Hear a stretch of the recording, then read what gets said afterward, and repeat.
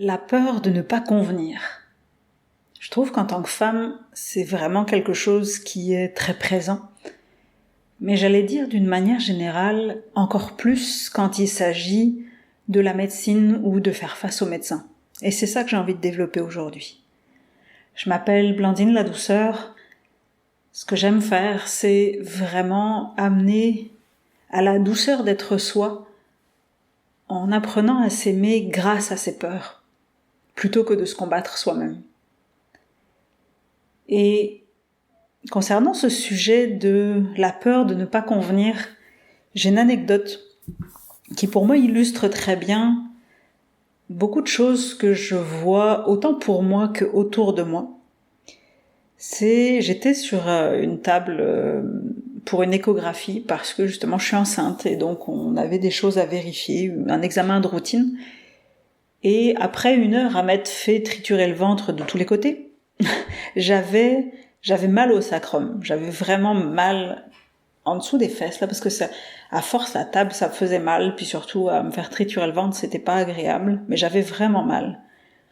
Mais le médecin, il continuait à chercher parce qu'il y avait quelque chose qu'il voyait pas. Il voyait pas l'alignement d'un des pieds parce que mon bébé était assis en tailleur à l'intérieur de mon ventre. Puis on voyait pas une des mains, on voyait pas si les doigts étaient écartés, étaient bien écartés, étaient bien formés ou pas. Puis ils continuaient parce que pour eux, c'était comme important d'avoir tout, de savoir tout à ce moment-là. Et moi, je me suis vue avec un dialogue intérieur où je me disais, ouais, j'ai mal, tu sais, mais ça a l'air d'être important pour lui de regarder, de continuer à regarder pour absolument trouver cette histoire de pied et cette main. Puis de l'autre côté, je me disais, oui, mais moi, je m'en fous. Moi, je m'en fous que mon enfant, que mon bébé, il a un pied beau, qu'il ait une déformation du pied ou quoi que ce soit. C'est pas quelque chose de vital, donc de toute façon, au pire, on le verra à l'accouchement. Et je me voyais, en fait, débattre à l'intérieur de moi-même, de me dire quelque part, c'est comme, ouais, mais bon, ça a l'air d'être important, donc je vais laisser encore un peu de temps. Mais pendant ce temps-là, je continue à avoir mal. Je vais même à un moment donné demander de s'arrêter un peu pour me repositionner, pour avoir moins mal, pour essayer de me mettre dans une meilleure position, mais rien n'y faisait. Et je me suis rendu compte que finalement, je voulais pas décevoir, je voulais convenir à ce que j'imaginais qu'était la posture d'une bonne patiente. D'une bonne patiente, c'est-à-dire une patiente qui se soumet à l'examen sans trop rechigner, sans dire qu'elle a mal, sans aussi longtemps que le médecin qui fait l'examen estime que c'est nécessaire. Mais là-dedans, moi, je me considérais pas. Je considérais pas quelles étaient mes sensations, quels étaient mes besoins, quelles étaient mes limites. Et au bout d'un moment, en fait, j'ai eu ça, puis je me voyais, je me regardais un petit peu comme un méta-observateur, puis à un moment donné, j'ai dit, ok, non, là, ça suffit, là, moi, je m'en fous, puis là, j'ai franchement mal, donc on arrête ça. Puis j'ai dit au médecin, j'avais un ton légèrement agacé qu'il a bien senti, je fais, vous savez quoi, s'il faut que je vous signe une décharge, là, je vous signe une décharge, mais moi, ça s'arrête là. Mais il m'a fallu du courage pour demander ça, parce que j'osais pas. Et en fait, ce que je trouve assez particulier dans ce qui illustre cette anecdote-là, c'est justement combien, quand on a la peur de pas convenir, puis quand on se sent pas légitime dans ce qu'on ressent, on a tendance à laisser complètement le champ libre aux praticiens de la médecine qui sont par ailleurs la majorité du temps très bien intentionnés. Hein. Je dis pas que c'est des gens qui sont là pour torturer le monde, etc. Mais on laisse ces personnes-là, sous prétexte qu'elles savent, entre guillemets, on les laisse faire et on les laisse franchir nos limites et on les laisse piétiner nos besoins, qu'ils en soient conscients ou qu'ils le soient pas. Et après, on repart, comment je vais dire ça ?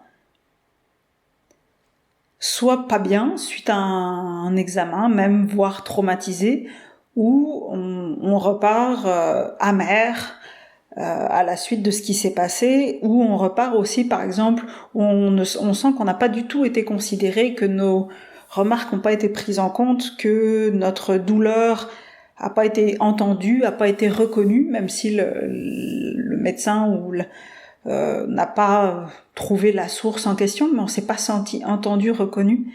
Et je trouve ça particulier, justement cette peur de ne pas convenir au bon patient. C'est-à-dire le bon patient, ce serait la personne qui fait pas trop de vagues, la personne qui dit oui, monsieur ou madame le docteur. Et ça, je trouve ça particulier parce que on est très très loin de notre souveraineté quand il s'agit de ça.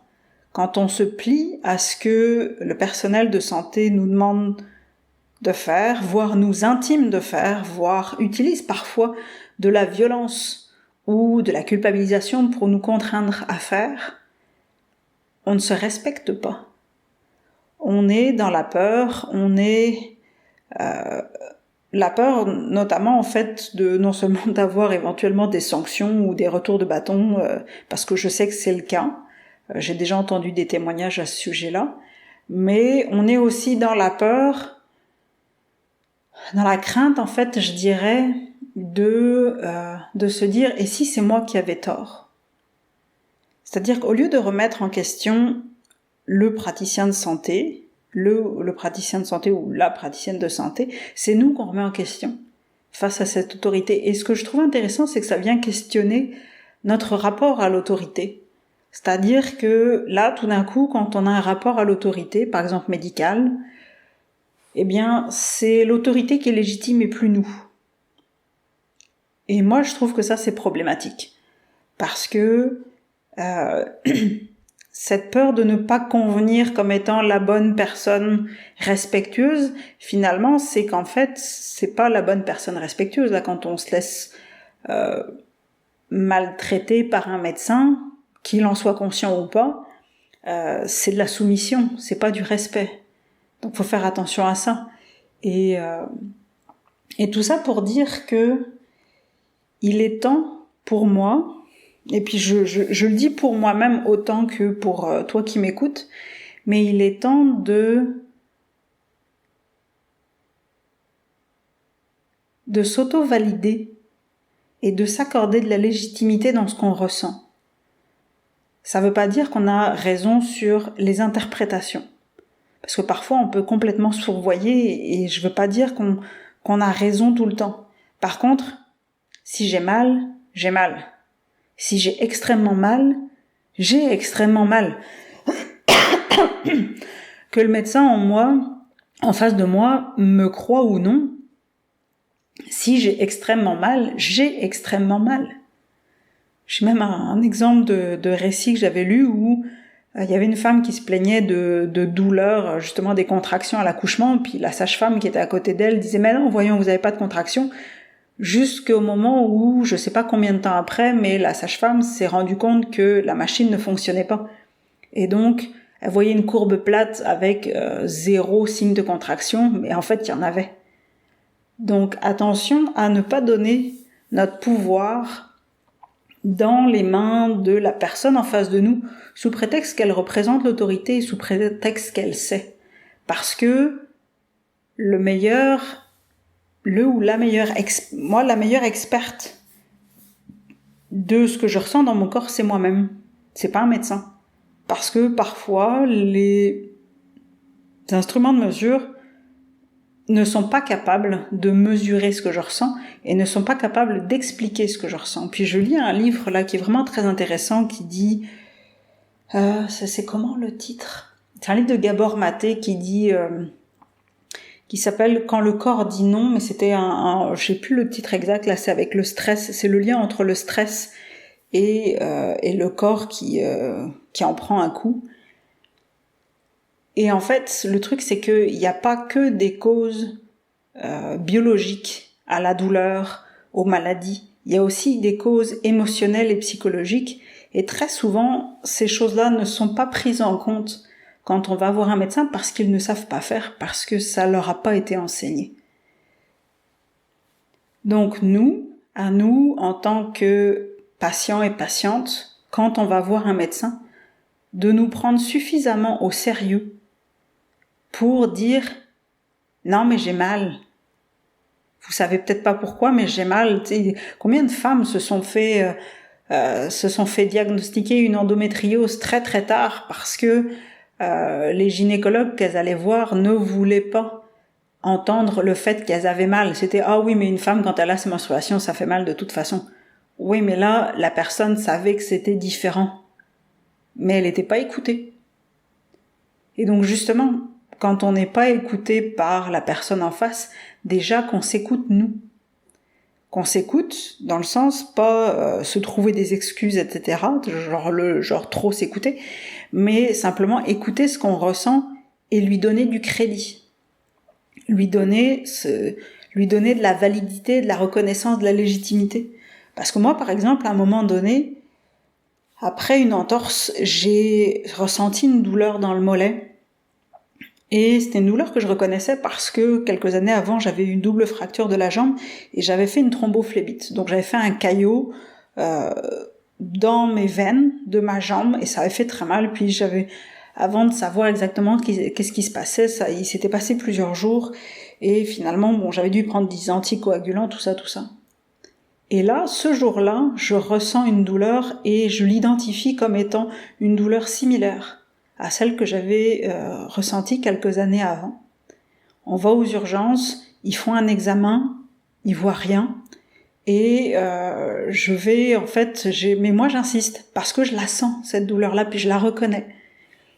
Et quelques jours plus tard, j'ai rendez-vous avec un angiologue, parce que justement, je sais plus si c'était une journée, 2 journées après, parce que je suis dans une région où il y a peu de médecins spécialistes, et il regarde, et pourtant il voit rien, il dit « je comprends pas, je vois rien, etc. » Puis je lui dis « mais si, il y a quelque chose, je le sens. » Puis je dis « là, je sens que c'est dur, etc. » Puis à force de chercher au bout d'un quart d'heure, 20 minutes, parce que j'insistais, sinon il aurait arrêté de chercher, il a fini par dire « ah, là je le vois, ouais mais c'est tout petit, ça fait juste 2 cm sur la veine qui est vraiment proche du tibia. » Oui, tu m'étonnes, ça fait une demi-heure que je te le dis.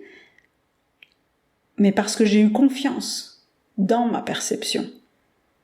Je savais pas, j'aurais pas été capable de faire un diagnostic, là, c'est pas moi qui peux interpréter ce genre de choses-là, mais moi j'avais confiance dans ma perception. Et je l'ai maintenue jusqu'au bout, et c'est ça qui a permis d'aller jusqu'à un diagnostic. Donc, si j'avais une morale, entre guillemets,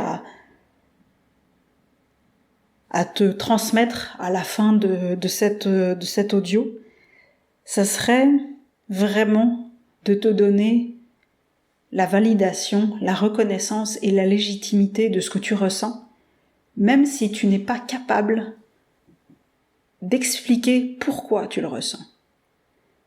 Et même si l'autre en face invalide ce que tu dis, parce que lui n'est pas capable d'expliquer pourquoi tu ressens. Ne pas trouver le pourquoi ne veut pas dire que ça n'existe pas. Voilà ce que j'avais à te transmettre. Sur ce, je te souhaite vraiment que la douceur te porte.